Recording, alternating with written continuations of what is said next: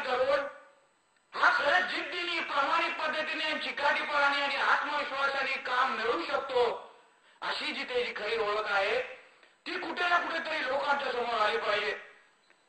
आज आपटे साहेबांनी आणि अन्य मान्यवर साहेबांनी वेगवेगळ्या पद्धतीने सांगितलं की मराठी माणसाने कसं जगलं पाहिजे, कसं पुढे घेतलं पाहिजे, कसं आदर्श व्यक्तिमत्व कसं झालं पाहिजे.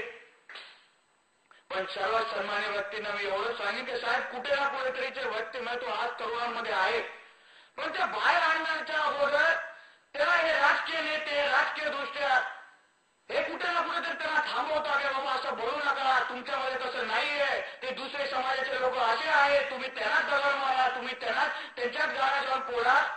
हे असं वेळोवेळी आपल्या भाषणाच्या माध्यमातून कार्यक्रमाच्या आणि राजकीय सभेच्या माध्यमातून जे त्यांच्या डोक्यावर विनवलं जातं आणि डोक्याला बिंदून देते त्यांच्या मनामध्ये अन्य जाती समाजाच्या बद्दल जो राग तयार केला जातो तो कुठे ना कुठेतरी थांबला पाहिजे. कारण स्वतःला जर घडवायचं असेल तर आदर्श व्यक्तिमत्व कसं असलं पाहिजे तर ह्या लोकांकडे बघून आपण सांगितलं पाहिजे की आपटे साहेब कुलकर्णी साहेब यांच्यासारखं आम्हाला व्यक्तिमत्व बनायचं आहे आणि ह्यांचे गुण आम्हाला आत्मसात करायचे आहे, तरच आम्ही जीवनामध्ये कुठेतरी बनू शकतो. असा प्रत्येक तरुणांनी आत्मविश्वास आणि जिद्दीने जगलं पाहिजे. कुठे ना कुठेतरी आपल्याला कळलं पाहिजे की आपण ज्या मार्गाने चाललो आहे तो मार्ग आपल्याला कुठे घेऊन जातो आहे. आपण राजकीय नेत्यांकडे येतात तर आपल्या साहेबांनी सांगितलं राजकीय आपण सांगतात तेव्हा आम्हाला नोकरी पाहिजे, पण नोकरी मिळवण्यासाठी नोकरी मिळाल्यानंतर भेटल्यानंतर काय आपण नेमकं केलं पाहिजे ते नुसतं कामगार म्हणून किंवा खालच्या दर्जाच्या नोकऱ्याच आमच्या मराठी माणसांनी कराव्यात का त्यांनी चांगल्या दर्जेदार नोकऱ्या का ना कराव्यात की त्यांनी उच्च पदावरच्या नोकऱ्या managing director general manager marketing head advertising head असे जे चांगले उच्च दर्जाचे नोकऱ्या आहेत ते त्या मराठी तरुणांनी का ना कराव्यात, त्याच्याबद्दल मार्गदर्शन त्याच्याबद्दल कार्यक्रम असे का ना असले पाहिजेत ह्याच्याबद्दल.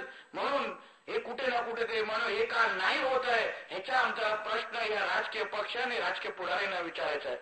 तर समाजामध्ये आमचा मराठी समाज हा सुशिक्षित आहे, आम्ही दर्जेदार जीवन जगायला आम्हालाही आवडतं, आम्हालाही चांगल्या बाकीच्या अन्य जाती समाजाबरोबर काम करणं आवडतं, आम्हाला शेवटी 2 पैसे नाही 4 पैसे कमायला आम्हालाही आवडतं.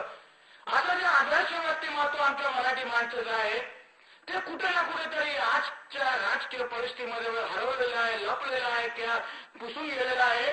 ते बाहेर काढण्याचा प्रयत्न आम्ही स्वाभिमान संघटनेच्या मार्फत करत आहोत.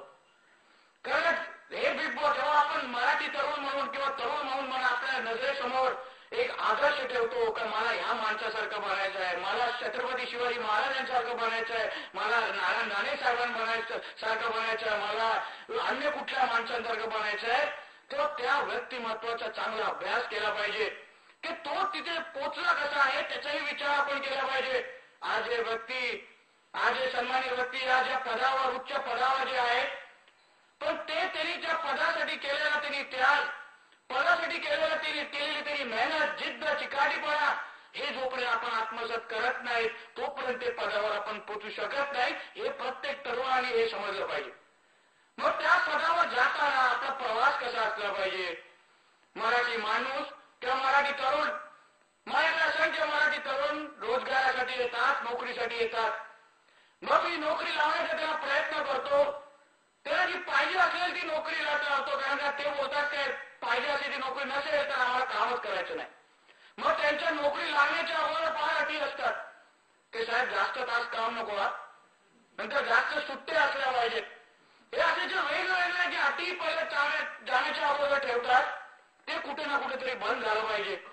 कारण आपल्याला प्रामाणिकता मेहनत जिद्द चिकाटीपणा जोपर्यंत आपण आपल्यामध्ये आणत नाही तोपर्यंत आपलं दुसऱ्या अन्य जाती समाजासारखे लोकांसारखं किंवा आपण जीवनामध्ये कुठेतरी पुढे पोचू शकत नाही असं या लोकांच्या मतावरून किंवा भाषणावरून मला आज कळलं. तर हे लोक जे आज या स्थानापर्यंत पोहोचलेले आहेत ते काही कारणामुळे पोहोचलेले आहे, काहीतरी गुण त्यांच्यामध्ये आहेत.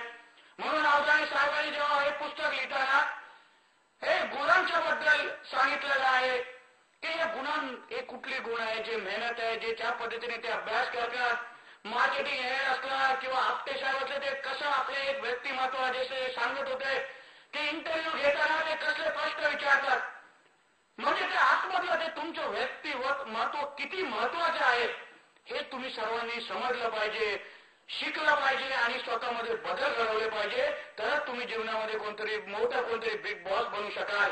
नाहीतर कोणतरी सामान दुसरे जगतात म्हणून आपणही जगायचं, असं जर साधारण माणसाचं तुम्हाला जीवन जगायचं असेल, जे मग जे आपण करत असू की कमी शिकणं, कमी मेहनत करणं, दुसऱ्या लोकांना शिवागाळ करणं, दुसऱ्या लोकांवर दगडी मारणं, ते असं करत राहायचं असेल तर जीवनामध्ये आपण कधीच बिग बॉस बनू शकत नाही, असं माझं ठाम मत आहे.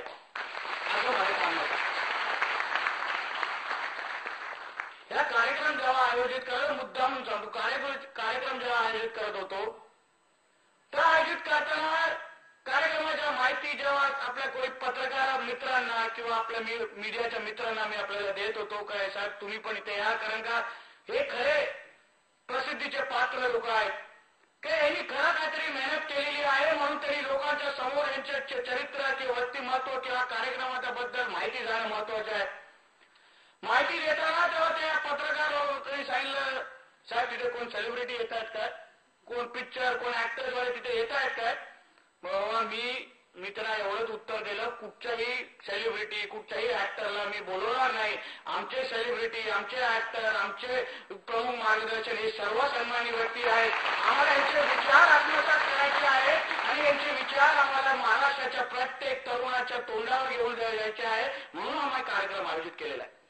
म्हणजे या गोष्टीने आपल्याला एवढं कळतं की आजच्या समाजामध्ये जोपर्यंत आपण काही तोड बोलत नाही किंवा दुसऱ्याला शिवीगाळ करत नाही किंवा दुसरे कमी कपडे घालत नाही, तोपर्यंत काय आपल्याला प्रसिद्धी मिळत नाही, हे प्लस सर्व सिद्ध होत.